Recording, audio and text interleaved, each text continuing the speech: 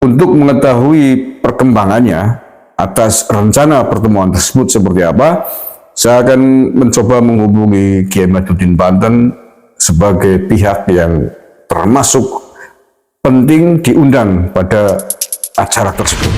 Assalamualaikum warahmatullahi wabarakatuh, Kiai. Waalaikumsalam warahmatullahi wabarakatuh. Alhamdulillahirrahmanirrahim. Dengan Kiai Madudin Banten, Kiai. Oke, ya. Terima kasih Kiai Mad telah tersambung dengan KB Nusantara. Apa kabar Kiai, sehat?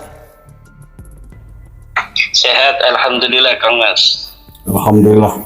Oke Kiai, langsung saja. Ini banyak pemirsa yang mengikuti tentang polemik Bani Alawi. Banyak yang bertanya tentang rencana pertemuan di Banten yang dulu pemicunya pernah disampaikan oleh Pak Qurtubi, Kiai Qurtubi. Gimana perkembangannya, Kiai Mat, atas rencana tersebut?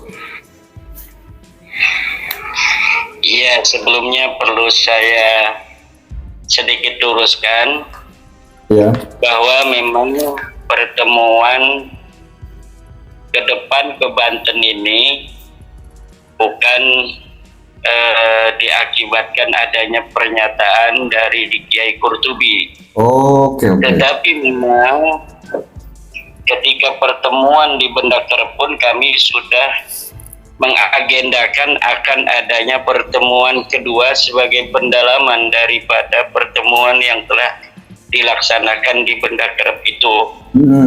Semula pertemuan kedua itu akan diadakan di Keraton Kanoman. Oke. Cuma karena adanya perkembangan terbaru, akhirnya keluarga sepakat kita akan adakan di Kesultanan Banten. Jadi tidak ada kaitan pertemuan yang akan datang ini dengan pernyataan Kiai Qurtubi itu. Oke. Lalu penyelenggaranya sebenarnya siapa, Kiai? Ya, panitianya yang ditunjuk oleh keluarga adalah Tubagus Imam Ibrahim. Tubagus Imam Ibrahim sebagai ketua panitia yang ditunjuk oleh para kesepuhan di Banten. Berarti atas nama atau penyelenggaranya adalah Kesultanan Banten, gitu, Kiai? Ya, artinya penyelenggara adalah keluarga besar Sunan Gunung Jati. Oke. Dilaksanakan di putra tertua Sunan Gunung Jati, yaitu di Banten. Oke. Jadi tetap ini penyelenggaraan ini adalah merupakan tindak lanjut dari pertemuan Benda Kerap. Jadi bukan karena adanya pernyataan dari Kiai Qurtubi itu. Oke, sip, clear. Oke, jadi jelas karena selama ini kan banyak yang memahami bahwa itu adalah pertemuan atas tantangannya Kiai Qurtubi. Jadi tidak benar, Kiai, ya, sudah dijelaskan tadi. Oke. Iya, karena memang perlu diketahui selama ini saya dengan Kiai Tubagus Fatul Azim, dengan Kang Haji Ismetullah almarhum, Kiai Tubagus Ahmad Wasi almarhum, itu sudah lama bekerja sama dalam forum-forum kebudayaan tentang bagaimana cara menjaga marwah Kesultanan Banten. Oke. Nah, selama di dalam muamalah kami dalam menjaga tradisi-tradisi kesultanan dan sebagainya, itu tidak pernah ada hubungan dengan Kiai Qurtubi. Oke. Jadi kita sejak dulu silaturahmi ke Cirebon segala macam, ke Benda Kerep, ke Sultan Kanoman, ke ziarah bersama ke makam Sunan Gunung Jati dengan yaitu Bagus Fatul Ladim dan sebagainya, itu ya selama di dalam proses bagaimana kita untuk bersama-sama mengadakan upaya-upaya untuk tetap melestarikan budaya, meneruskan dakwah, mengimplementasikan akhlak, mewariskan semangat kepada khususnya para keturunan Sultan Banten, juga terhadap resonansinya terhadap masyarakat luas. Nah, kalau untuk yang kemarin pernyataan Kiai Qutb itu ya saya kurang paham apa maksudnya, dan baru kemarin juga beliau itu mengaku sebagai keturunan Sultan Banten. Sebentar Kiai, baru kemarin mengaku keturunan Kesultanan Banten. Sebelumnya memang bagaimana? Dari Kesultanan sendiri bagaimana? Ya, artinya sebelumnya kami sebagai orang yang telah lama berkecimpung di dalam organisasi kesultanan, baik di lembaga pemangku adat Kesultanan Banten, dulu kami membentuk juga Persatuan Turiat Pangeran Jaga Lautan, dan Rabita Babat Kesultanan Banten. Itu ya kami tidak tahu kalau Kiai Qutb itu ada tautan silsilah juga ke Banten. Mengenai kebenaran atau tidaknya kan itu beda lagi, tapi kami baru mengetahuinya kemarin ketika beliau mengadakan atau memberikan statement itu. Oke, kemudian lalu seperti apa nih tindak lanjutnya rencana pertemuan itu yang tadi dikatakan sebagai kelanjutan dari Benda Kerep? Kalau untuk saya pribadi ya artinya kita sudah lama ingin juga meneliti bersama-sama bagaimana sebenarnya tentang silsilah Kanjeng Sunan Gunung Jati ke atas. Kalau Kanjeng Sunan Gunung Jati ke bawah ini kan sangat rapi. Kesultanan Banten Cirebon itu karena memang Kesultanan Cirebon terutama sampai sekarang pun masih ada kesultanan, itu sangat rapi dalam catatan dari Sunan Gunung Jati ke bawah. Juga di Kesultanan Banten itu sampai 1808 itu masih rapi. Dari 1808 ketika Kesultanan Banten itu sudah dihancurkan oleh Belanda, itu masing-masing keluarga mencatat masing-masing. Jadi untuk di Banten hanya mencari sekitar dari 1808 sampai hari ini, dan itu masih bisa terdeteksi, dan kemudian ada beberapa kekurangan yang perlu diperbaiki oleh tim Nasab, itu bisa diluruskan. Nah, tetapi untuk Sunan Gunung Jati ke atas ini memang dari beberapa puluh tahun yang silam itu sudah ada perbedaan antara satu keluarga dengan keluarga yang lainnya. Ada yang mencatat ke Ba'alawi, ada yang mencatat ke Musa Al-Kadzib. Dan belakangan tahun 2017 kami mendapatkan juga sebuah manuskrip dari Solo dibawa oleh saudara-saudara kami dari Madura, dari Naqabah Ansab Al-Aulia At-Tis'ah, bahwa ada sebuah manuskrip yang menyatakan bahwa Sunan Gunung Jati ke Al-Jailani, tetapi setelah diteliti ternyata bukan Sunan Gunung Jati Syarif Hidayatullah, tetapi itu adalah menantu daripada Sunan Gunung Jati Syarif Hidayatullah. Nah, oleh karena itu pertemuan ke depan tanggal 25, tanggal 27 ini bagi saya sebenarnya adalah kalau khusus untuk membicarakan tentang Sunan Gunung Jati Syarif Hidayatullah ke atas, itu mungkin bisa menjadi sebuah wahana untuk berusaha menemukan titik terang dari silsilah yang berdiagram Venn itu. Tetapi beberapa dari kesepuhan yang selama ini ikut juga di dalam berkecimpung, membantu, memberikan dorongan dan lain sebagainya dalam penelitian nasab saya, itu mengkhawatirkan bahwa pertemuan itu tidak murni untuk sekedar hanya membahas tentang nasab Sunan Gunung Jati secara internal dari keluarga Kesultanan Banten.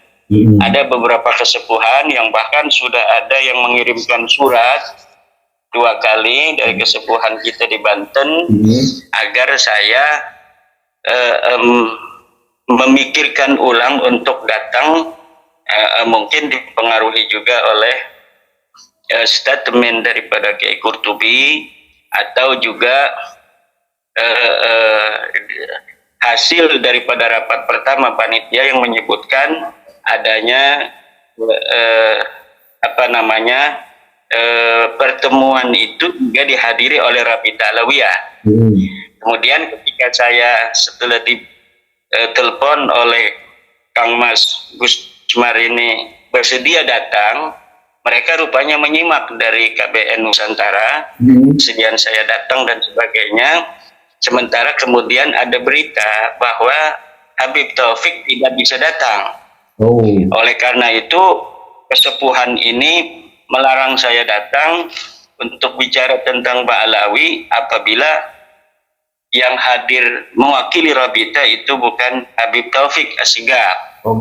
Bahkan ini ada suratnya dari beliau, mungkin belum bisa saya sebutkan namanya. Di antara poinnya adalah apabila Kang Kiai Haji Imad bersedia untuk datang, maka harus mensyaratkan hadirnya 5 tokoh dari Rabita Alawiyah. Pertama adalah Habib Taufik, kedua Habib Rizik Syihab, ketiga Habib Bahar bin Smith, keempat Habib Hanif, dan kelima Kiai Qurtubi. Apabila 5 orang itu tidak datang, maka diharapkan saya dalam surat ini untuk tidak datang ke acara tersebut. Ya, itu sementara yang bisa saya sampaikan kepada Kang Mas. Lalu ada nggak konfirmasi dari panitia terkait dengan Habib yang tadi disebutkan dari Rabita Alawiyah?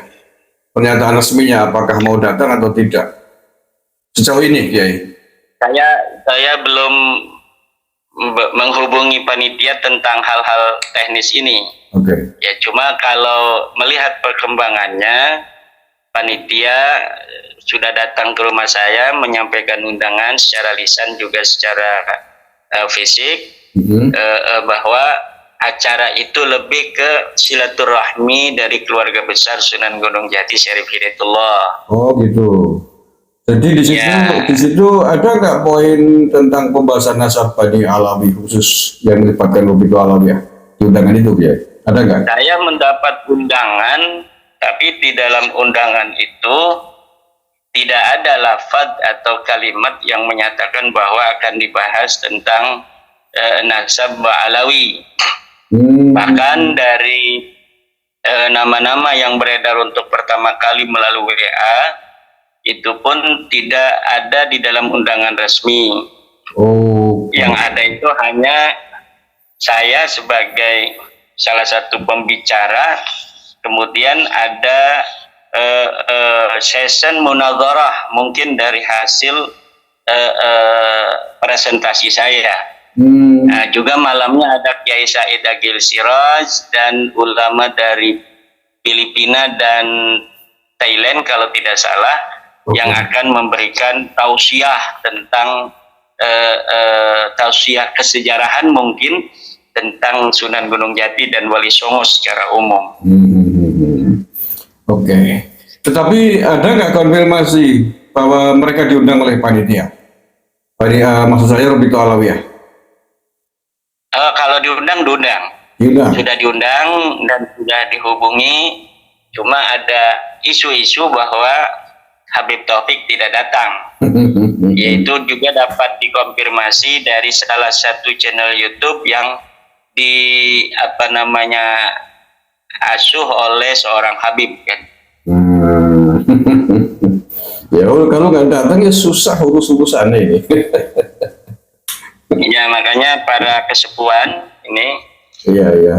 meminta saya untuk tidak datang apabila membahas nasabah Alawi tanpa kehadiran orang-orang yang disebutkan tadi, yaitu Habib Taufik, Habib Rizik, Habib Bahar, Habib Hanif, dan Kiai Qurtubi. Sepakat Kiai. Tetapi saya Sementara ini saya belum menentukan sikap, Kang Mas. Oh gitu ya. Oke. Artinya saya sangat menghargai kesepuhan ini, ya kan, karena memang mereka lah yang telah memberikan dorongan saya selama ini untuk terus memberikan pencerahan terhadap nasabah Alawi. Di sisi lain ini adalah momentum silaturahmi keluarga besar Wali Songo dan terutama keluarga besar Sunan Gunung Jati, ya. Siap.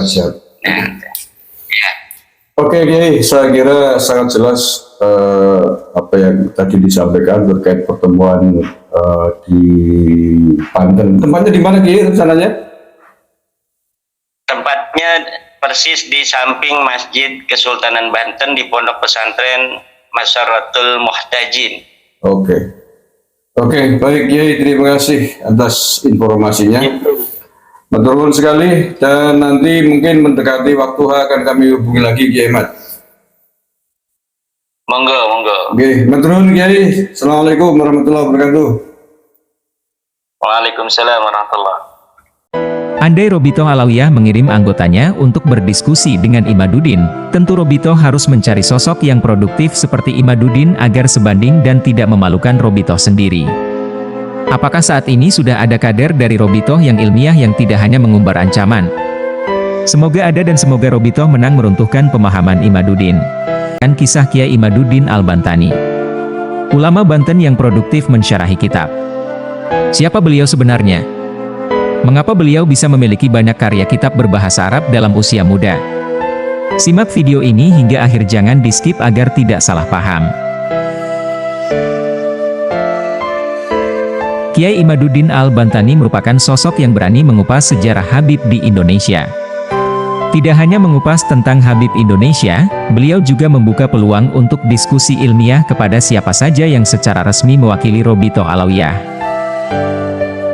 Saat ini, beliau menjabat sebagai Komisi Fatwa MUI Provinsi Banten periode 2022 hingga 2027. Kiai Imaduddin Al-Bantani lahir di Cempaka Kresek, Kabupaten Tangerang, pada Ahad, 15 Agustus 1976. Beliau juga pengasuh dan pendiri Pondok Pesantren Nahdlatul Ulum yang berlokasi di Kampung Cempaka, Desa Kresek, Kecamatan Kresek, Kabupaten Tangerang, Provinsi Banten. Sebagai seorang ulama, Kiai Imaduddin Al-Bantani menguasai disiplin keilmuan yang cukup banyak.